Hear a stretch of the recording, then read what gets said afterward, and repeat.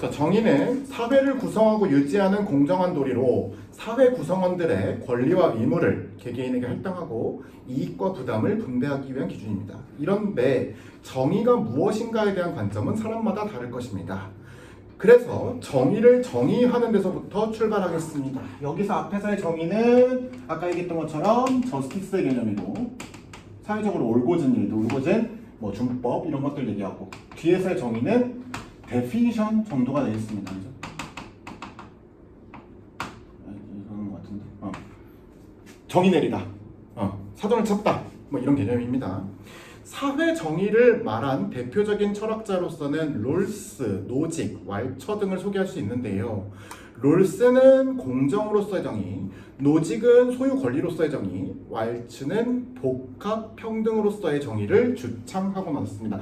내가 지난주에 얘기했죠. 이렇게 롤스, 노직, 왈처 같은 사람이 연속해서 병렬적으로 등장하면 수능 비문학은 하나의 완결된 미니 논문이기 때문에 얘도 다 소개해야 된다고요. 그러면 공통점과 차이점을 밝히고 있다 같은 것들이 선택지로 많이 뽑혀 나온다고요. 그럼 서술형 특징 안 외워도 되겠지, 그지? 그거 문제 가지고 고민하지 않아도 되겠지. 서술형 특징 한 문제 정도는 물어볼 수 있다는 거고. 롤스, 노직, 왈처가 하나하나 등장할 거고 얘의 특징들을 살피게 됩니다.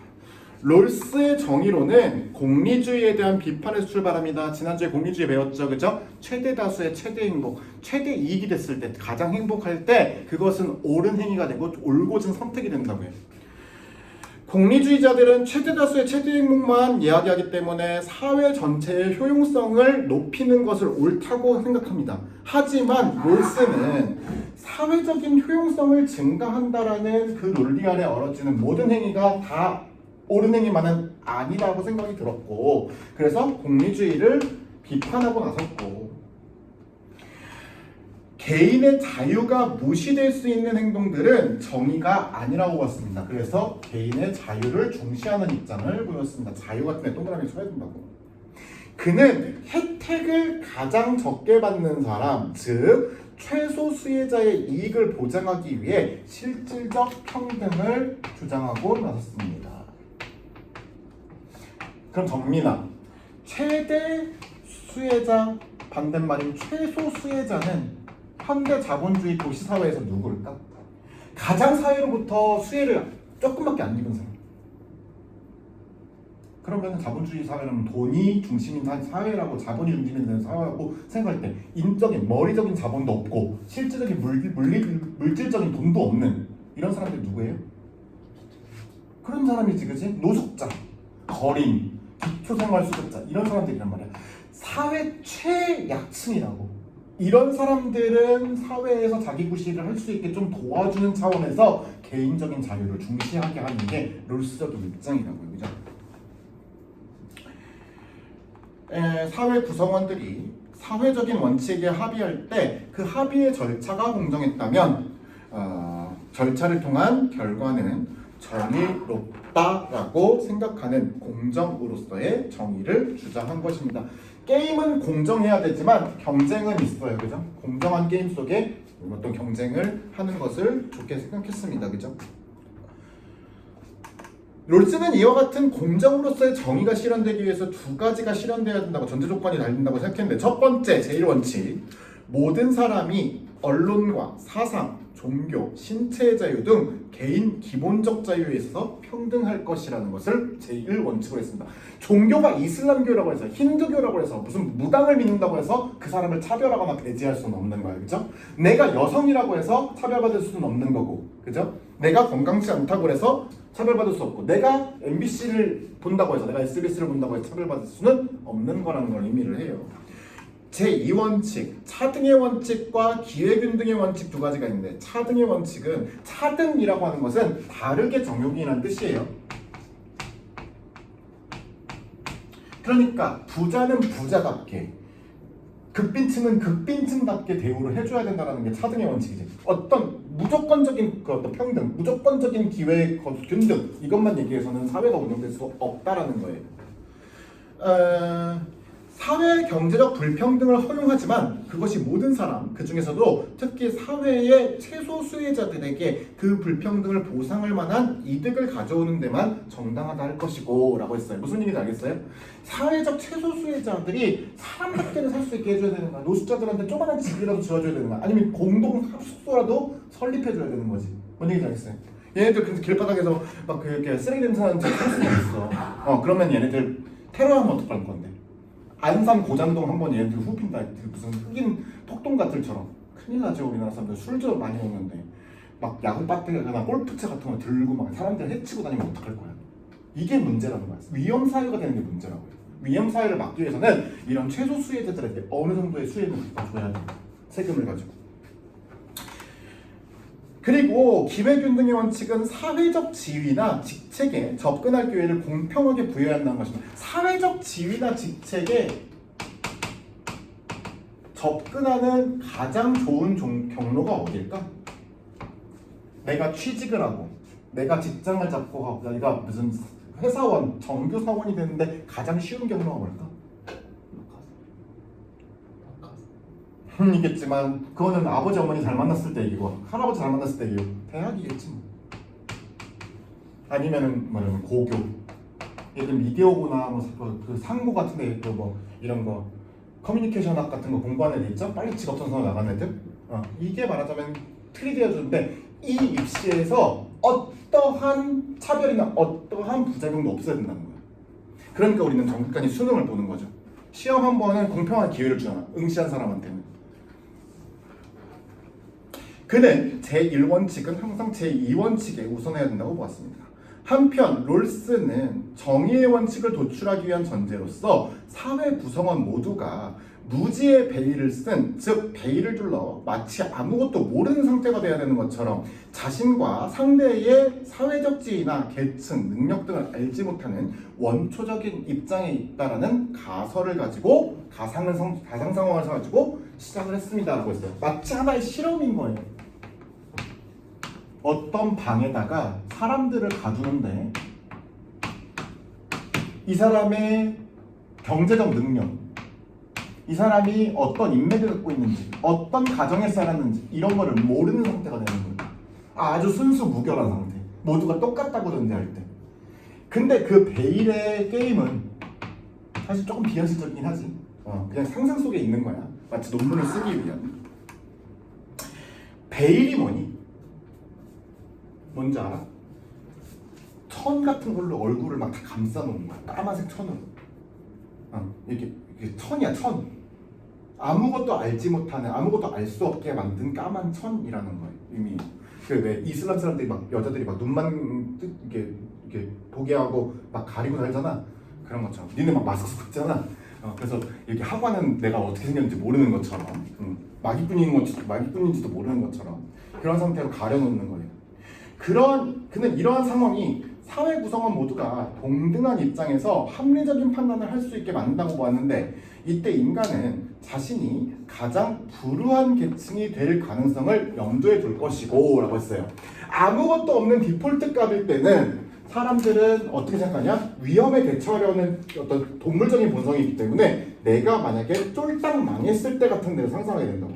내가 극빈자가 됐을 때, 내가 비참해졌을 때를 상정해가지고 그래도 먹고 살만한 그런 바탕을 만들어둬야지 라고 하면서 합의에 이를 거라는 거예요.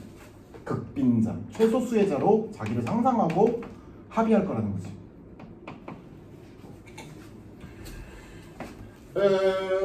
모든 사람 또는 가장 불리한 사람들에게 혜택을 주는 원칙에 모두 합의가 될 거라고 주장합니다. 롤스의 정의로는 개인의 기본적 자유를 보장하면서도 복지정책과 같은 재분배의 중요성을 보였다는 점에서 의의를 갖지만 원초적 입장이라는 설명이 다소 비현실적이라는 비판을 받기도 합니다. 무슨 얘기인지 알겠죠? 자, 두 번째 철학자 나옵니다. 노직은 롤스와 마찬가지로 공익을 위해서 개인에게 희생을 강요하는 것은 정의롭지 못하고 사회 정의를 실현하기 위해서 개인의 기본적 자유를 보장하는 것이 중요하다고 여겼습니다. 그런데 롤스가 차등의 원칙에 따라서 소득과 부에 대한 개인의 권리에 제한을 두었던 반면 노직은 개인의 소유 개념, 소유 권리권을 최우선으로 보장하고 있었습니다. 소유권. 그러면 얘네들은 어떤 자본가의 편을 들겠니? 근로자의 편을 들겠니? 자본가, 돈 많은 사람은 편을 들 수밖에 없어. 이 사람들 자본을 지켜줘야 되는 그런 입장이에요. 개인의 소유 권리를 최우선으로 보장하는 것이야말로 사회 정의라고 보았으며 개인 소유권에 대한 제한을 두지 않았습니다. 노직은 소유 권리로서의 정의를 주장하다 자꾸만 나오는데 주장하고 나서다 뭐 이런 개념이야. 주장하고 일어섰다 뭐 이런 거예요. 타인에게 피해를 주지 않고 자신의 노동력으로 정당하게 취득한 것이라면 그 소유는 정당하다고 보았습니다. 따라서 이런 소유물은 개인의 의지에 따라 정당한 절차를 거쳐 자유롭게 양도될 수 있다고 믿었습니다. 양도는 뭔데? 누구한테 물려주기, 누구한테 주기. 그는 개인의 소유물 취득과 양도 과정에 문제가 없는 한 국가가 개인의 소유권에 어떠한 강제도 할 수 없으며 빈부격차가 심화되더라도 자발적 자선행위가 아닌 국가 주도의 재분배 정책은 바람직하지 않다고 보았습니다. 그러니까 사회 시간에 배우죠. 정부를 구성할 때 한때는 작은 정부가 유행했던 적도 있고 큰 정부가 유행하기도 해요. 그죠? 큰 정부는 개입이 많은 거야. 국가가 잘 돌아가기 위해서 여기도 간섭, 저기도 간섭, 저긴 저기대로 간섭, 저긴 저기대로 간섭, 세금 많이 걷고 그 다음에 국가가 해야 될 국가 인프라 같은 거 많이 심고 뭐 예를 들면 뭐 신도시를 만든다든지 재건축을 한다든지 이런 거에 막 정부가 규제를 하거나 아니면은 말하자면 막 하라고 막 부추긴다든지 이런 입김이 센 정부를 얘기하고 작은 정부는 말하자면은 각자가 알아서 할 수 있도록 규제를 최소화하고 그냥 풀어놓는 거야. 그런 어떤 자본주의 시스템, 어떤 산업 시스템이 그냥 알아서 하도록. 그러면 노직은 작은 정부를 좋아했을까? 큰 정부를 좋아했을까? 작은 정부를 좋아했던 얘기지. 규제나 간섭이 없는 상태. 자본가가 자본가답게 일할 수 있는 상태. 세금은 적게 걷고. 그는 개인의 권리를 보호하기 위한 최소한 역할만 하는 최소국가를 옹호하고 있었습니다. 왈처는 롤스와 마찬가지로 분배를 통한 사회정의 실현이 중요하다고 봤지만 원초적 입장이라는 가상적 상황에서 이끌어낸 단일한 정의 원칙으로는 모든 사회에 동일하게 적용하는 것은 문제가 있다면서 롤스를 비판하였고 그는 사회에는 공동체의 역사적 문화적 소산인 다양한 사회적 가치가 존재하고 그 가치마다 그것이 속하는 고유 영역이 있으므로 서로 다른 영역의 가치는 서로 다른 기준에 의해서 분배되어야 한다는 복합평등이라는 것을 얘기하고 나섭니다. 예를 들어 의료나 복지 같은 것은 여기 나오는 것처럼 필요에 의해서 또 돈과 상품은 자율 교환에 따른 개념으로 그 다음에 명예나 공직은 업적에 따른 분배로 그 다음에 교육은 재능에 따른 교육으로 이런 식으로 분배되어야 된다는 겁니다. 그는 어떤 영역에서 우월한 위치를 차지하는 사람이 다른 영역의 재화까지도 쉽게 소유하는 그런 사회는 반대하고 나섰고 경제 영역의 고유 가치인 돈은 경제 영역에서만 정치 영역에서의 고유 가치인 권력은 정치 영역에서만 머물러야 한다고 생각했습니다. 엄격한 정경 분리를 외쳤고 그리고 왈처는 현대사회의 가장 심각한 문제는 돈이라는 사회적 가치가 다른 영역에 침투하는 것이었고 명예나 공직 같은 가치가 돈이라는 가치에 의해서 지배되는 그런 사회는 정의로울 수 없다고 보았습니다. 그는 사회적 가치들이 자신의 고유한 영역 안에 머무름으로써 복합평등이 실현될 때 그때 비로소 정의로운 사회가 될 수 있다고 믿었습니다. 재미있는 문제 한번 보시죠. 재미있는 문제 이 영상 한번 보겠습니다. 윗글을 바탕으로 보기에 가와 나를 이해한 내용으로 적절하지 않은 것은 미국에서는 기업 입학제가 활성화되어 있습니다. 하버드대와 같은 미국 명문 사립대학들은 기부금을 많이 낸 사람들의 자녀를 기업 입학 대상자로 선정하여 미국의 수능 같은 SAT 점수에 160점, 10%의 가산점을 줍니다. 막대한 돈을 기부금으로 냈을 때 미국의 갑부 워렌 버핏은 자신의 소득세율 17.4%를 떼는 거에 비해 자신의 사무실에서 일하는 일반 직원들은 소득세율이 그 2배 정도인 33에서 41%나 된다며 연간 소득 100만 달러 이상인 부유층의 세율은 인상하기로 하고 1천만 달러 이상인 사람들에게는 초과 세율을 적용해 세금을 걷자고 주장하였습니다. 얘와 가와 나의 거리 다른 거는 좀 느낌이 와요? 말하자면은 가는 노동자 중심이겠니? 근로자 중심이겠니? 근로자 중심이겠지. 가? 자본가 중심이야? 근로자 중심이야? 자본가. 돈 많은 사람들. 사업가. 전문직. 뭐 이런 사람들 있죠. 의사, 판사, 뭐 변호사 이런 사람들. 그 다음에 나는 철저히 근로자 중심으로 워렌 버핏이 생각해 준 거지. 나는 1조 원을 벌어. 그런데 내가 내는 이자는 세금은 17억 4천만 원밖에 안 돼요. 선생님 17억 4천만 원이 무슨 개 이름이에요? 1조 원인데 재산이? 예를 들면 그런데 예를 들면은 1,000만 원밖에 못 받는 우리 근로자는 무려 330만 원이야? 정도의 세금으로 낸다고. 나머지 70만 원밖에 취득을 못 한다고. 700만 원밖에는. 그런 부분이 너무 안타까웠다고요. 그래서 어떻게 하라고 그랬어? 이런 잘 나가는 자본가들한테 말하자면은 소비세 같은 거, 취등록세, 무슨 뭐 갑근근로세 이런 걸 때려가지고 더 많이 세금을 걷자는 거예요. 소득세 이런 거에 대해서 과징 부과를 한다는 거지. 이 사람들은 사회적으로 말하자면은 수혜를 많이 입었고 사회적으로 받아들인 게 많으니까 얘네들은 많이 뱉어. 그래도 얘네 잘 살잖아. 뭐 이런 개념인 거죠. 자, 1번 롤스입니다. 롤스 입장에서 봤을 때 기여 입학제가 지위나 직책에 접근할 기회에 영향을 준다면 기여 입학제는 기회 균등의 원칙에 어긋나는 제도일 수 있다. 그죠?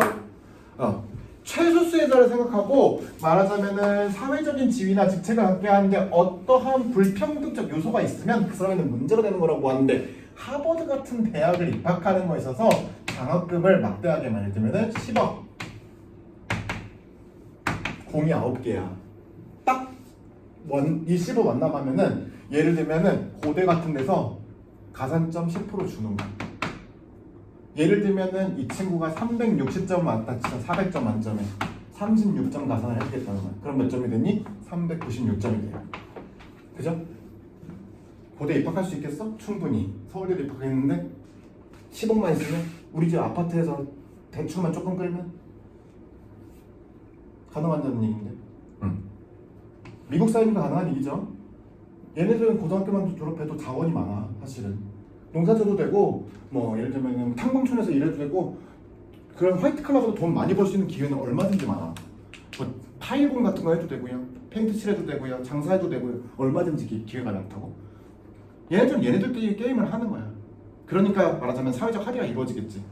니네들은 대학 가. 그래 하버드 가라고, 연대 가고 고대 가라고, 서강대 가고. 우리는 농사 지을 테니까. 이게 가능하니까 합의가 이루어지는 거겠지. 얘네들이 소수니까. 근데 우리나라는 70에서 80%가 대학을 간다는데 수능을 90%쯤 치고 말도 안 되죠, 그죠? 우리나라 촛불 10발 될 거야, 그지? 막 이렇게 광신도처럼 막 아줌마들 부대가 막 되게 아이돌 팬들처럼 막 마스크 쓰고 반대 기업보다 입학제 반대. 우리나라도 해보려고 했어요, 주요 대학에서. 안 돼. 사회적 합의가 안 이루어져. 그러면 TO 뺏긴다고 생각하잖아. 아무리 별도 TO라고 얘기하고 각 학과에 한 명 이내라고 얘기해도 안 먹혀. 그건 불평등을 초래하는 거야. 안 그래도 재벌가 아들 딸들은 거진대 보면 서울대, 연대, 고대 가죠? 걔네들은 특별과 같은 거 받는데 뭐. 그 재벌 교육 받으면서 모든 지덕체 무슨 뭐 예절 이런 것들이 완벽해야 되는 애들이잖아. 사회적으로 완전한 상류층이고. 그래도 뭐 재벌가, 현대가 아들들, 삼성가 아들들 다 연대 나오고 서울대 나왔어요. 미국에 유학 갔다 왔고 대학 중간에. 우리랑 다른 세상에 사는 애들이야. 안 그래도 다 잘 나간단 말이야. 그런 부자 애들, 그 자녀들이. 그러니까 굳이 뭐 이것까지 할 필요가 있나. 롤스, 노직의 입장에서 봤을 때 개인의 재산 정도에 따라 입학의 기회가 결정되는 기여 입학제는 개인의 소유물을 양도하는 것에 제약을 주는 제도다. 문제는 제약이란 단어였지. 양도는 건네주는 거야. 예를 들면 아버지가 아들에게 대학 갈 기회를 넘겨주는 거라고요. 10억 딱 주고. 양도가 가능했어, 불가능했어? 기여 대출은 얼마든지 가능하다는 얘기지. 내 재산의 일부를 떼주면 얘가 명문대, 연대나 고대 갈 수 있는 거야. 서강대 갈 수 있고 이대 갈 수 있는 거야. 당연히 2번이 답이고. 3번 왈터의 입장에서 볼 때 기여 입학제는 경제 영역의 가치인 돈이 교육을 침범한 것으로 복합평등으로서의 정의에 어긋난 제도이겠구나. 맞죠? 아주 옳은 선택이었고. 4번 룰스의 입장에서 볼 때 일정 소득 이상의 부유층에게 세금을 더 걷는 것이 최소 수혜자를 위한 것이라면 차등의 원칙에 부합할 수도 있겠구나 라고 했는데 그죠? 이게 세금을 많이 걷어서 최소 수혜자 극빈층에게 이 세금이 흘러내려갈 수만 있다면 이거는 차등의 원칙에 적합한 그런 글이었습니다. 그죠? 노블리스 오블리주라 하는 그런 말들이잖아. 그지? 말하자면은 극상류층은 극상류층다운 도리를 다해야 이 사회에서 재구시를 할 수 있다는 개념이에요. 5번 노직의 입장에서 볼 때 일정 소득 이상의 부유층에게 초과세율을 적용하다는 주장은 개인의 소유권을 제한하는 것이라고 할 수 있겠구나. 그러니까 노직의 입장에서 썩 좋고 아름다운 개념은 아니지. 그지? 205번 보겠습니다. A 뭐예요? 주장하다, 내세우다, 그죠? 밖으로 꺼내다, 뭐 이런 말하자면 제한하다, 뭐 이런 단어 다 바꿔쓰기 적합할 거면 그래서 3번이 답이겠고.